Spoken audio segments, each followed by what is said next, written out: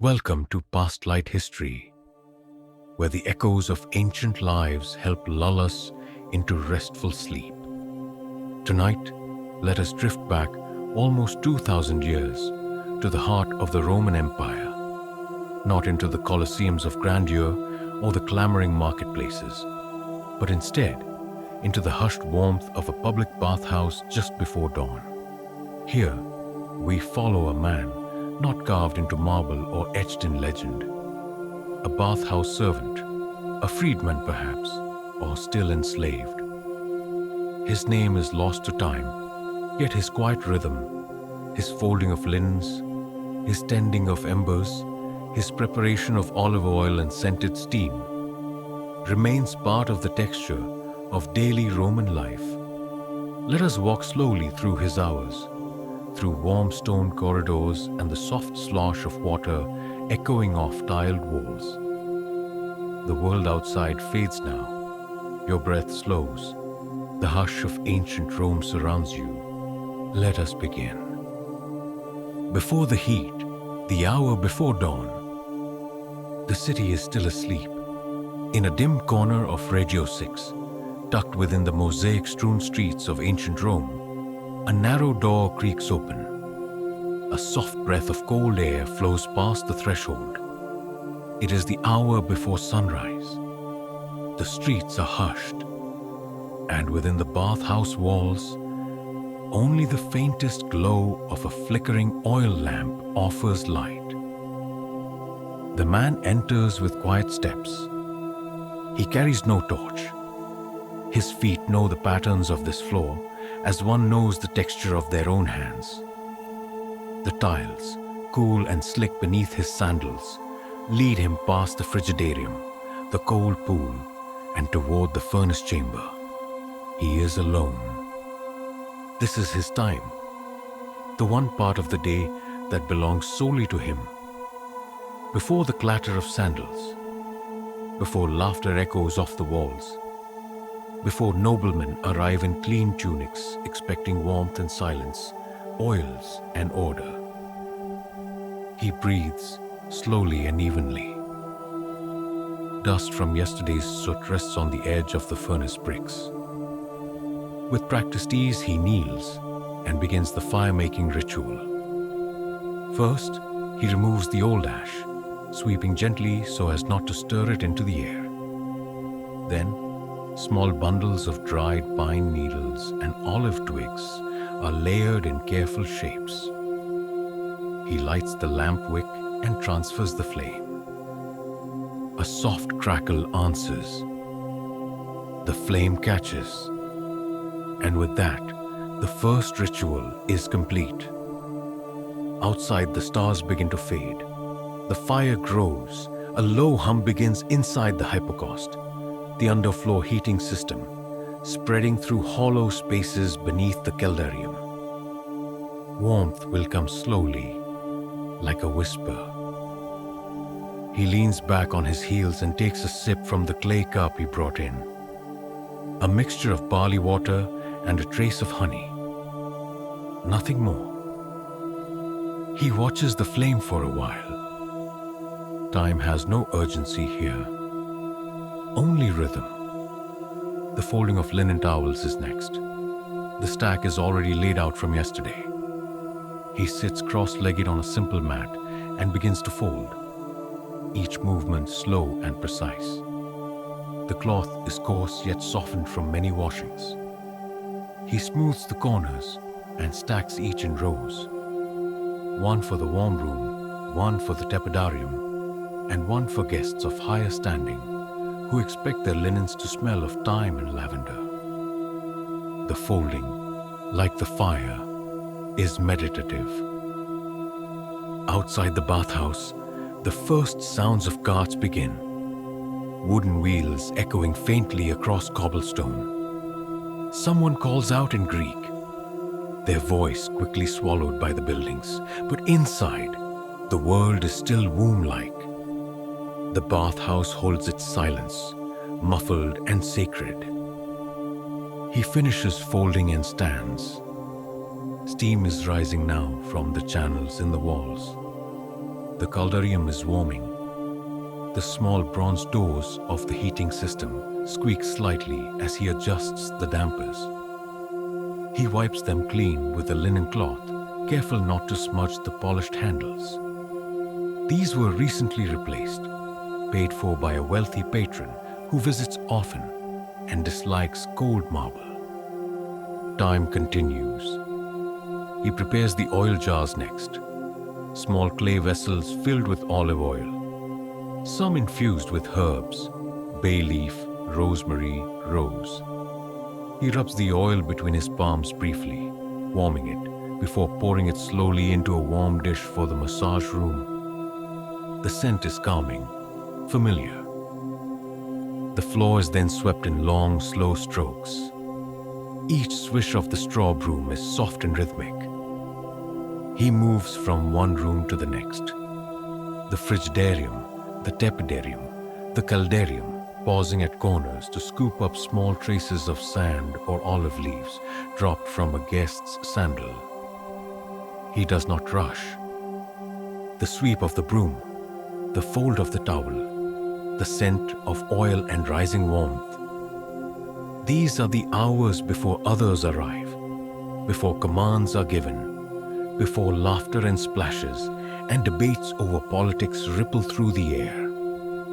In this hush, he belongs to himself, even if he is not free, even if his name is never recorded. These moments, the fire crackling, the linen folding, the slow golden light creeping across the floor tiles. These are his. The first guests arrive. The bathhouse breathes. Warm mist curls through the doorways now, collecting softly on the curved mosaic ceilings. Outside, the sun has risen, but it is hidden still, low behind rooftops and temple columns. Inside, all is prepared. The towels rest in neat stacks, their edges aligned like bricks in a well-built wall. The fire beneath the caldarium hums low and constant. The scent of rosemary and olive oil drifts faintly through the halls. Then a knock. Just once. The attendant rises and opens the side door. A man enters, stooped older, a freedman too, judging by his worn woolen tunic and the ring on his finger, plain bronze, not gold. He has come early, as always. He enjoys the silence. The two nod. No words.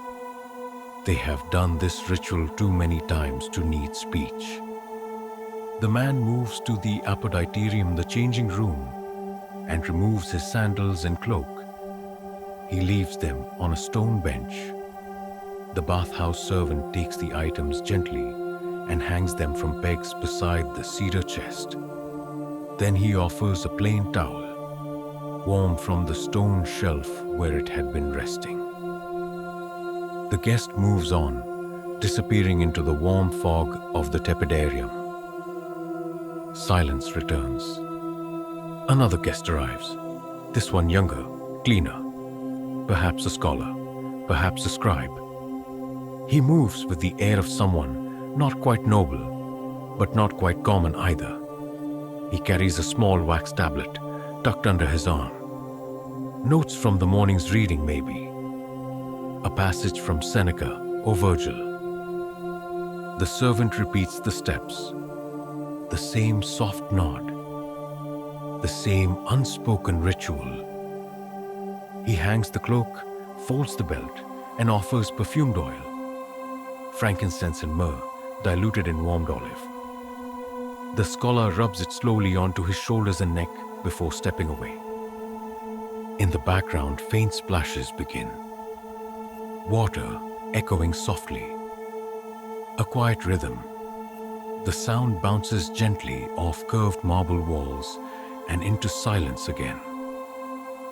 He lights two more lamps, one near the benches, one by the massage table. Their glow joins the morning light, now slipping golden through the high window slats above. For now, no more guests. Just footsteps. Just mist. just time. Stretching, he walks slowly along the colonnade, checking each room. In the frigidarium, the water lies still as glass. In the steam room, a slow trickle of condensation falls like tiny raindrops from the ceiling. He wipes it clean with a cloth. No rush. The rhythm of the day is like breath. In and out. He kneels near the fire chamber once more, feeding it a handful of split olive wood. The smoke rises briefly, then settles. Warmth flows outward, beneath the floors, behind the walls, and into the hearts of the bathhouse itself. Time flows with it, closing the baths. The sun is low now. Its final rays stretch long across the tiled floor of the atrium, casting soft orange light through the arches. The sounds have faded.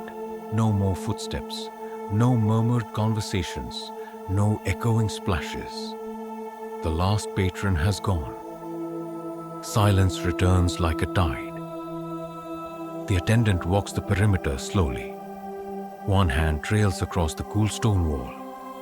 He checks each room in turn, empty now, but still holding the warmth of the day. In the Keldarium, the water has calmed. A last swirl of steam rises from its surface like breath from sleeping lips. In the Tepidarium, a towel remains, folded neatly on a bench. In the Frigidarium, moonlight has begun to touch the surface of the water, silver ripples softening its cold stillness. He gathers the towels and oils with practiced ease. The jars are returned to their shelves. Brushes are rinsed and laid flat. Wooden sandals are collected and set aside. Everything returns to order. Outside, the city grows quiet. A cart rattles distantly down a cobbled street. Somewhere, a dog barks once and is silent. The bathhouse itself seems to exhale.